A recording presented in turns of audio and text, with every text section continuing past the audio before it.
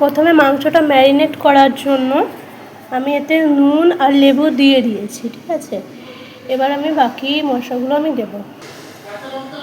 এটা ধনে গুঁড়ো দিলাম, আদা রসুন পেস্ট দিলাম,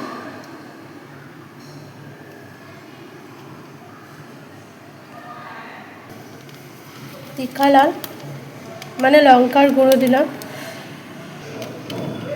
হলুদ,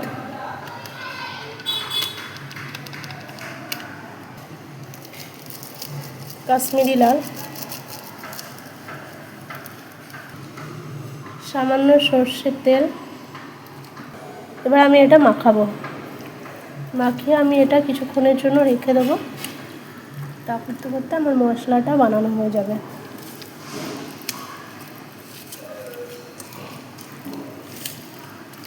আজকে আমি চিকেন কষা করব।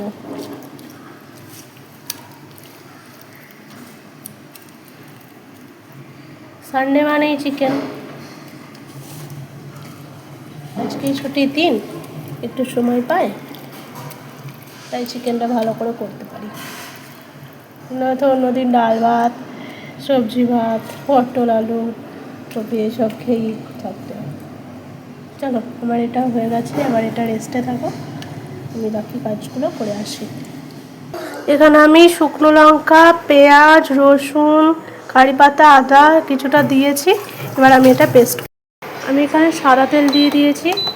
সাদা তেলটা গরম হলে আমি এখানে কুচনো পেঁয়াজগুলো দিয়ে দেবো। তেল গরম হয়ে গেছে, আমি এখানে তেজপাতা আর শুকনো লঙ্কা দিয়ে দিচ্ছি।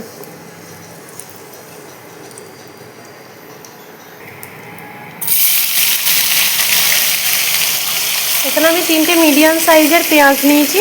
পেঁয়াজগুলো আমি ভালো করে লাল লাল করে ভেজে নেব। যেহেতু আমি কারি করব, কষা করব, সেই জন্য আমি একটু বেশি পেঁয়াজ দিয়েছি।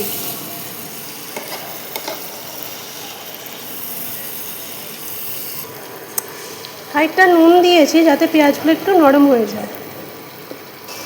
পেঁয়াজটা এরকম লাল লাল গাঢ় হয়ে এসছে। এবার আমি এটা মশলা দিয়ে দেবো এটাতে।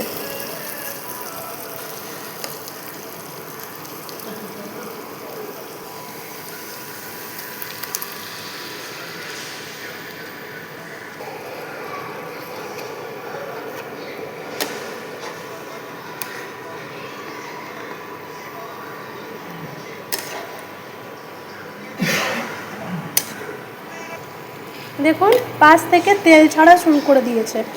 এই যে পাশ থেকে তেল ছাড়া শুরু করে দিয়েছে, পেঁয়াজের ছিল। এবার এটা আমি কিছুক্ষণ কষাবো, কষিয়ে এর উপর যা যা মশলাকে নুন হলো সেগুলো আমি দিতে থাকবো। যতক্ষণ এর ভেতর থেকে কাঁচা গন্ধটা চলে যাচ্ছে, আদা রসুন পেঁয়াজ, ততক্ষণ এটা আমি কষতে থাকবো।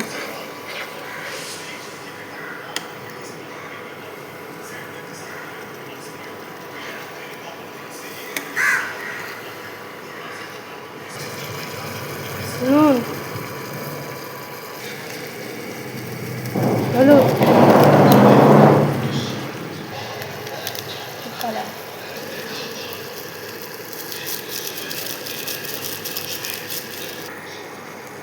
ধনে গুঁড়ো, কাশ্মীরি লঙ্কার গুঁড়ো।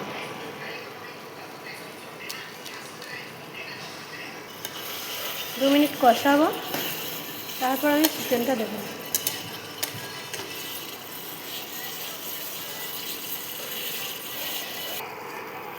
আমি সামান্য পরিমাণ জল দিয়েছি।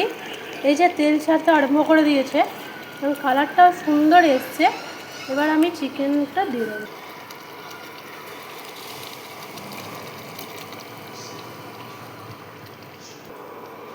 আমি চিকেনটা দিয়ে দিয়েছি, এবার আমি নাড়তে থাকবো।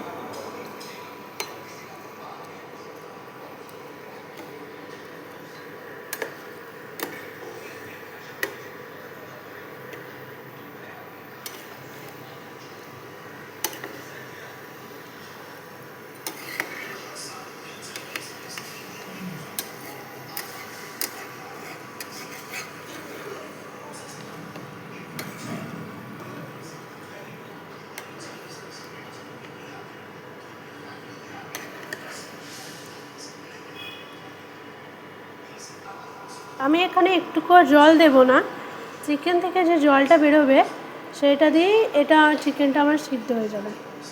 তাই আমি এখানে জল দেবো না, মশলা কষানোর সময় যখন একটু জল দিয়েছিলাম ওইটুকু নিন, ব্যাস।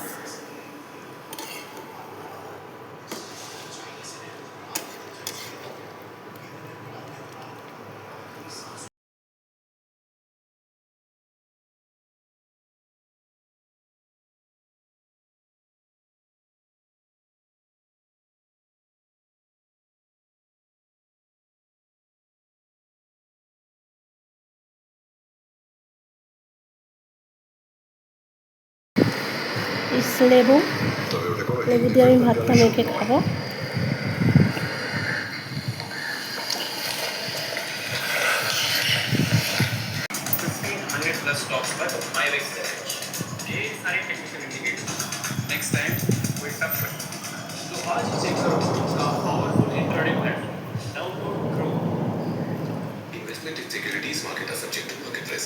মাংস সিদ্ধ হয়েছে?